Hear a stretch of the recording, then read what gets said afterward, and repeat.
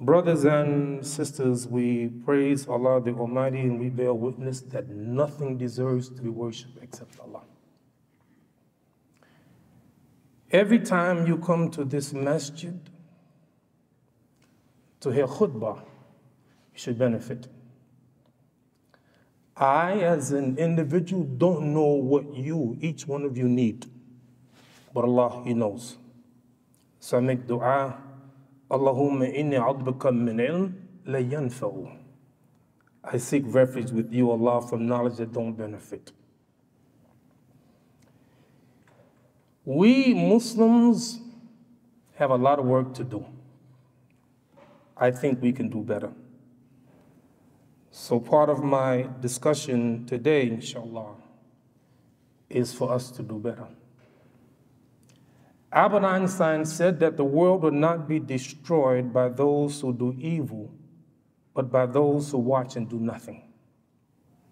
And so today I'd like to ask the question, what are we doing? We look to Gaza and we say the Muslims in Gaza are tested. Yes, but I say all the Muslims are tested. What's happening in Gaza is our test. I want us to take a moment to look at our planet, this planet that Allah created for us. 196,940,000 square miles. Who's on it? 8 billion people. Among the 8 billion people, 2 billion Muslims, 2 billion Christians, 1,100,000,000 Hindu, 500 million Buddhists, 25 million Sikhs, and about 13 million Jews. And everyone has the right to practice their religion as they seem fit. La ikraha fi din, there's no compulsory religion. If it was Allah's will, everybody would have the same religion, and they would not cease to differ.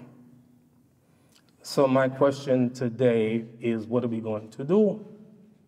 I'd like to bring an ayat from the Quran, which is going to be the basis of our discussion today. We want to talk about Prophet Ibrahim, sallallahu alaihi wasallam. Inni ja'alika linnas imaman. Allah conferred upon him this great honor. We will make you the imam for humanity. How great Ibrahim alayhi salat wasalam, the imam. A man came to the Prophet alayhi salat wasalam and said, Ya khair al-bariyah, oh best of creation. Qala, that's Ibrahim. And the Prophet said, that's Ibrahim. Now, don't get me wrong, I could make a compelling argument that the Prophet is the best of creation. I'll give you an example. The Prophet ﷺ said, I knocked at the door of Jannah, and the angel said, Man anta, who are you? Qultu ana Muhammad. I said, I'm Muhammad. He said, for you, I was ordered to let no one in Jannah before you. This is a great honor of our Prophet, peace and blessing be upon him. But who is Ibrahim alayhi salatu wasalam? It's his father. He said, I am da'wah to Abi Ibrahim. I am the answer to the supplication of my father, Ibrahim alayhi salatu wasalam. So let's stop for a moment. My city, New York City, 1,300,000 Muslims, over 300 masjids, 30 full-time Muslim schools, and thousands of Muslim businesses. Here you have Muslims. But what is our test?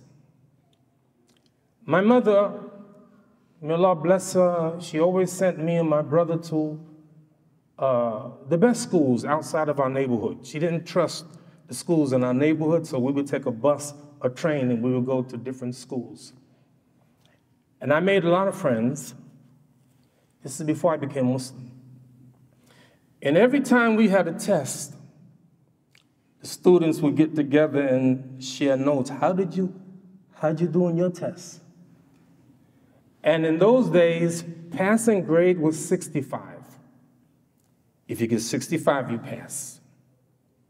And there were some students who got 65, and they celebrated.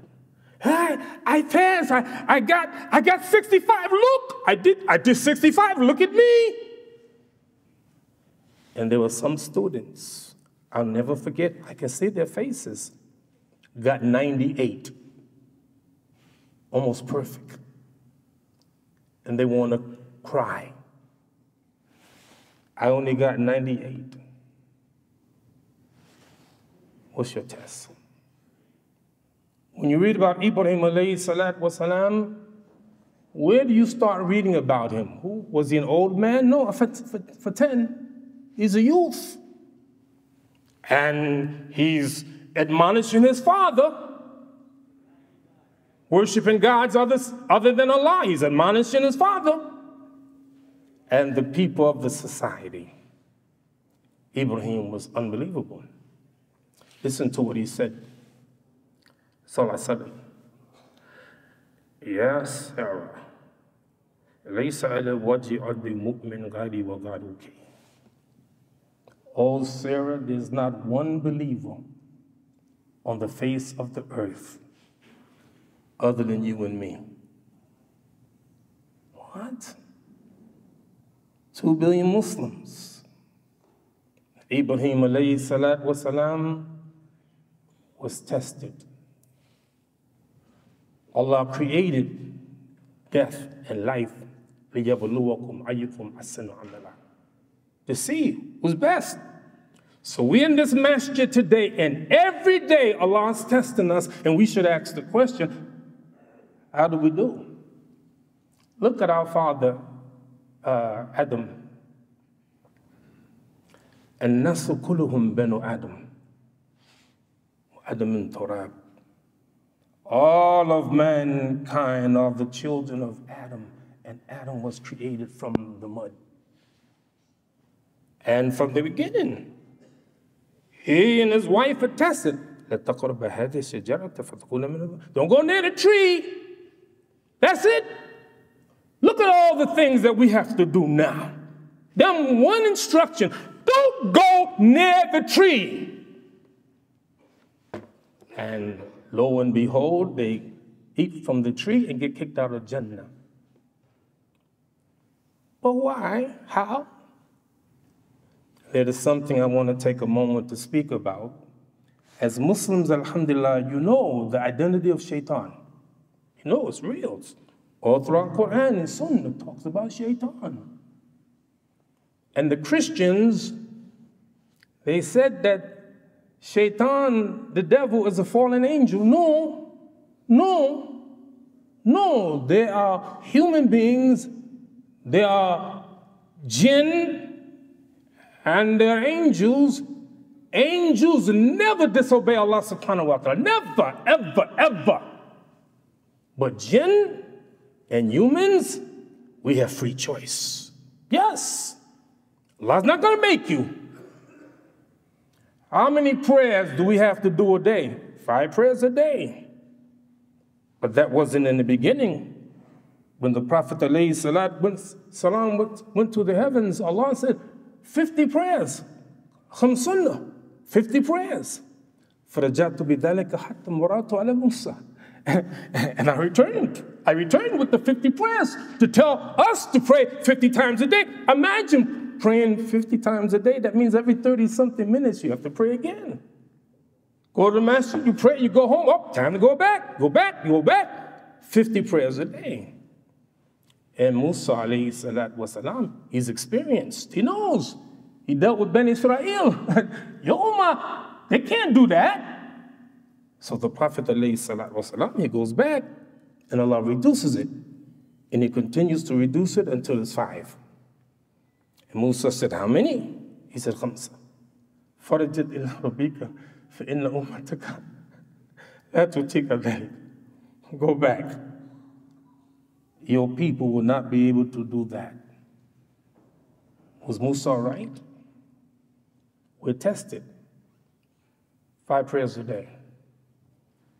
How are you making out with your prayers? How are you making out with your Islam? And we all have tests. Some men are tested by beautiful women. Some women are tested by handsome men. Some of us are tested by drugs. Some of us are tested by TV and movies and this and that. How did you make out in your tests? Did you pass? Alhamdulillah Rabbil Alameen. Bismillah ar-Rahman ar-Rahim wa salatu wa salamu ala Rasulillahi sallallahu alaihi wasallam. Brothers and sisters, I pray today that Allah subhanahu wa ta'ala bless us, something that I may say, something from Quran and Sunnah that may help, inshallah. I want to take a moment to talk about shaitan. The Prophet ﷺ give us a good indication of shaitan. He was among the jinn. And Allah created, when He created the jinn and the humans to worship me. And so, Iblis has to think for a moment. When Allah created Adam, alayhi salatu wasalam, He ordered all of the angels to bow down to Adam. How many angels? Can't count. How many pebbles in the earth? Can't count. And every one of them bowed down to Adam. In Allah saying Quran, not Iblis. You mean Iblis was an angel? No. He wasn't an angel, he was a jinn. And of all of the jinn, Allah only ordered Iblis to bow down to Adam. You know, can I give a little Arabic grammar lesson? Yes? No? You don't want, I don't expect you to talk, like you can do the head. I can show you, you can, like that. You know, Iblis has to think he's special. No other jinn were ordered to bow down to Adam. Not one, except Iblis. He got to think. Think, man. Grammar. In English, you have something that is called the superlative, comparative. Something is good, something is better, something is the best. So, وَمَنْ تُنْفِقُوا مِنْ خَيْرٍ فَلِأَنفُسِكُمْ. Whatever good you spend is for yourself. Allah asks Iblis, مَا مَنَعَكَ لَأَلَّا تَسْجُدَ إِذْ أَمَرْتُكَ. Why didn't you bow down to Adam when I ordered you to? قَالَ أَنَا خَيْرٌ مِّنْهُ. I'm better than him. Listen to what he said. خَلَقْتَنِي. خَلَقْتَنِي مِنْ نَارٍ. You created me. He knows. He knows. You created me of fire, and him you created mud. I'm better than him. Arrogance. The only jinn told to bow down to Adam. And he refused. What happened? He cursed. He's cursed to Yom al-Qiyamah. He can't get out of his way. So now, who is it that whispers to us? Man cannot help but be attracted to women. It's very nature. It's how Allah created it. To be attracted, men and women to be attracted to one another. And so, here comes Iblis, young man in college, a beautiful woman.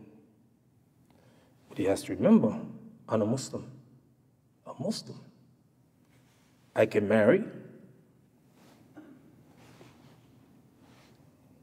Drugs, haram, of course. I know a Muslim who died of drug overdose. You have Muslims who take drugs. If you don't think cigarettes is haram, let's say you say, Imam, I think cigarettes is makruha. I see brothers all the time. I walk down the street in my masjid, about a half a block from my masjid, and I see Muslim brothers, 3 or 4 of them, smoking cigarettes. Okay. But why, when I get close, they see me? They take the cigarettes and they hide it and they throw it away. It's called consciousness of guilt. If you think what you're doing is okay, why are you hiding it from me? Who am I? Allah see you. Who am I? So they throw them away. Assalamu alaikum, brother Imam. Assalamu alaikum. If you don't believe cigarettes is haram, I think it's haram. That's not my topic. That's another thing.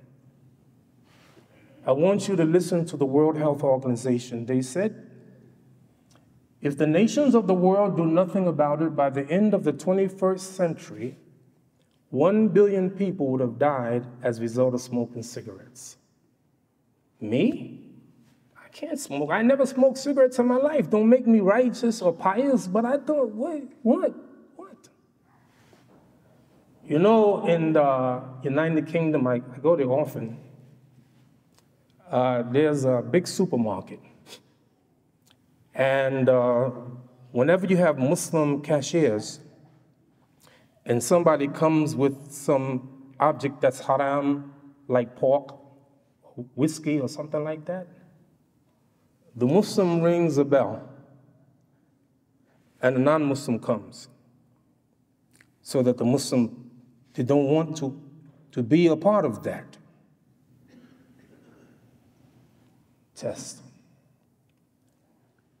We are tested, and I finish with this. I make dua for all of you and me. I don't think that I'm the example. Look at me, I'm the example of the Muslim. No, that's not my point. My point is we love one another. لا تدخلوا الجنة حتى تؤمنوا ولا تؤمنوا حتى تحبوا. You never go to Jannah until you believe, and you never believe until you love one another. This is ummatan wahida. And our brothers and sisters in Gaza are suffering. But you know what? They have iman. Let me give you an example and I close, inshallah.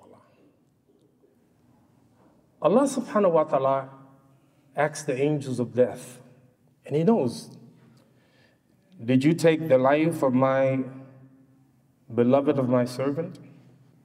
Somebody's daughter, somebody's son, did you take? That's what angels of death do. They take the life. Only by Allah's permission, they take the lives. Did you? يقولون نعم. They say yes. ماذا قال عبدي?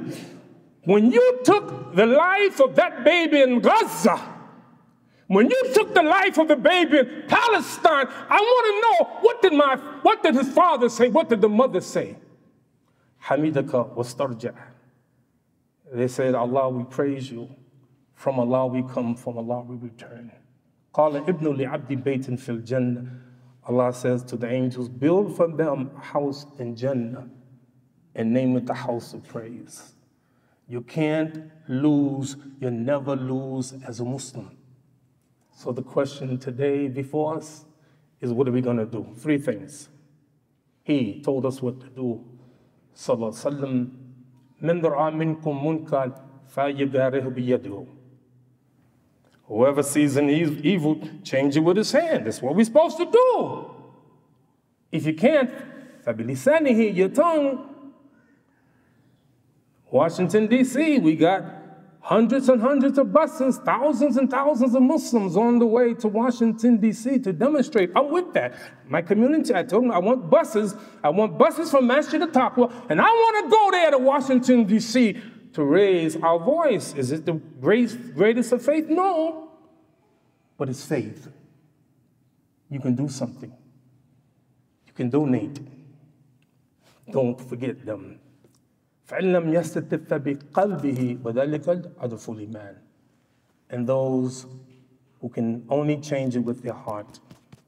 Oh Allah, help those Muslims in Gaza, the West Bank, and Palestine. Help the Rohingya Muslims. Help the Muslims all over and those who are oppressed.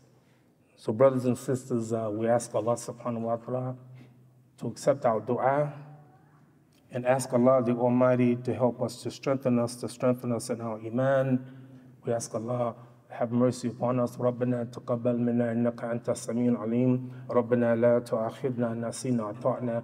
ربنا ولا تحمل علينا إصرا كما حملته الذين من قبلنا. ربنا لا تحملنا ما لا طاقة لنا به واغفر عنا واغفر لنا وارحمنا وأنت مولانا فانصرنا على القوم الكافرين. والحمد لله رب العالمين. إقامة الصلاة.